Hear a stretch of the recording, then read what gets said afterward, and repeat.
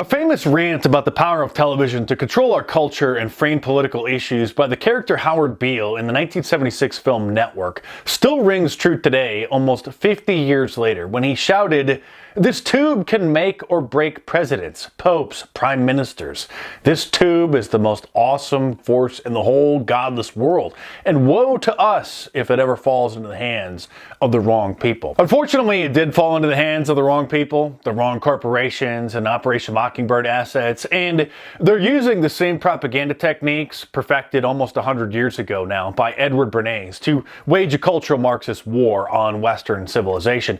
Edward Bernays is the man credited as the father of public relations and was a master of social engineering, propaganda, and shaping public opinion. He was also the nephew of the famous psychologist Sigmund Freud, which may help explain how he became interested in psychology. And in 1928, he published a book titled Propaganda that described his methods for shaping public opinion and people's attitudes and behaviors through the use of mass media, where he openly admitted, quote, "Those who manipulate the unseen mechanism of society constitute an invisible government, which is the true ruling power of our country.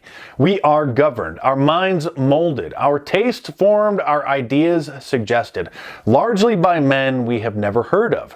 In almost every act of our lives, whether in the sphere of politics or business, in our social conduct or ethical thinking, we are dominated by the relatively small number of persons who understand the mental processes and social patterns of the masses. It is they who pull the wires that control the public mind, who harness old social forces and contrive new ways to bind and guide the world." This is basically what George Orwell said in his classic novel 1984, where he wrote that all the beliefs, habits, tastes, emotions, mental attitudes that characterize the time were designed to sustain the mystique of the party and prevent the true nature of present-day society from being perceived. Bernays is basically the guy who got women to smoke cigarettes, because in 1929 he was hired by the American Tobacco Company to help them promote smoking. And he did this by hiring a group of models to light up cigarettes while marching in the Easter Sunday parade in New York City in order to break the taboo of women smoking in public. And then he sent out a press release saying they lit up torches of freedom to support women's rights. The following day, the New York Times ran an article with the headline, "Group of Girls Puff Cigarettes as Gesture of Freedom." He really was an evil genius. Of course, Operation Mockingbird has a lot to do with the way the mainstream media in America functions today, and the fact that most people still aren't familiar with it speaks volumes about their effectiveness. It's fairly well known that Ms. Magazine, started by the feminist activist Gloria Steinem in the early 1970s, was funded through Operation Mockingbird in order to promote the feminist revolution with the goal of breaking down the family and traditional gender roles. And the CIA is also admitted to funding musicians in Cuba, where they recruited popular Cuban hip-hop artists and rappers and then used them to encourage their fans to rise up against the communist president Raul Castro. The declassified documents show that the agency used a front group called Creative Associates International and spent millions of dollars working to undermine Cuba's communist government through the use of musicians. That is the power of propaganda. If we look back over 200 years ago and simply read the confiscated writings of Adam Weishaupt and the other original members of a certain infamous organization you're not supposed to talk about, we can even see that back then they understood the power of controlling information. One excerpt from these authentic, confirmed writings explains, quote, "By establishing reading societies and subscription libraries and taking these under our direction and supplying them through our labors, we may turn the public mind which way we will, or whichever way that they want it. In like manner, we must obtain influence in the military academies, the printing houses, bookseller shops, chapters, and in short, all offices which have any effect in forming or managing or directing the mind of man. You can read more about the original writings of the, you know what, secret society in my book, Inside the, you know what, Evidence, Objectives, and Methods of Operation, which you should order in paperback from Amazon.com after finishing this video. Link in the description below. Neil Postman, who was a famous media analyst in the 1980s, whose classic book, Amusing Ourselves to Death,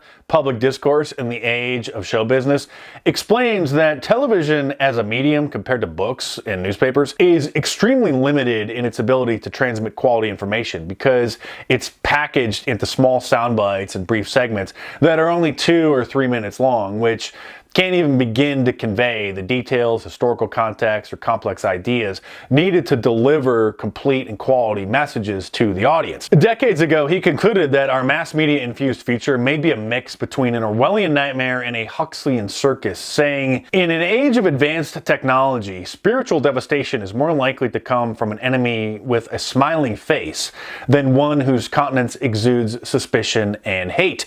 In the Huxleyan prophecy, Big Brother does not watch us by his choice, we watch him by ours. There's no need for wardens or gates or ministries of truth when a population becomes distracted by trivia, when cultural life is defined as a perpetual round of entertainments, when serious public conversation becomes a form of baby talk, when, in short, a people become an audience and their public business a vaudeville act, then a nation finds itself at risk. Cultural death is a clear possibility. In the 1960s, a famous study was conducted to see how children mimic violent behavior they see others engaging in, known as the Bobo doll experiment, which involved leaving a group of children in a room with a Bobo doll, an inflatable punching bag basically that stands on the ground and is weighted by the bottom so that when you hit it, it tips over and then rises back up again.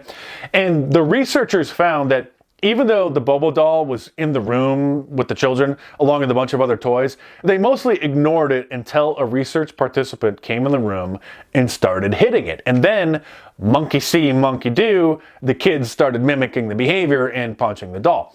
It's a classic experiment in social learning theory and observational learning. And just like the children mimicked the behavior they saw there, they mimic the behaviors they see in the media.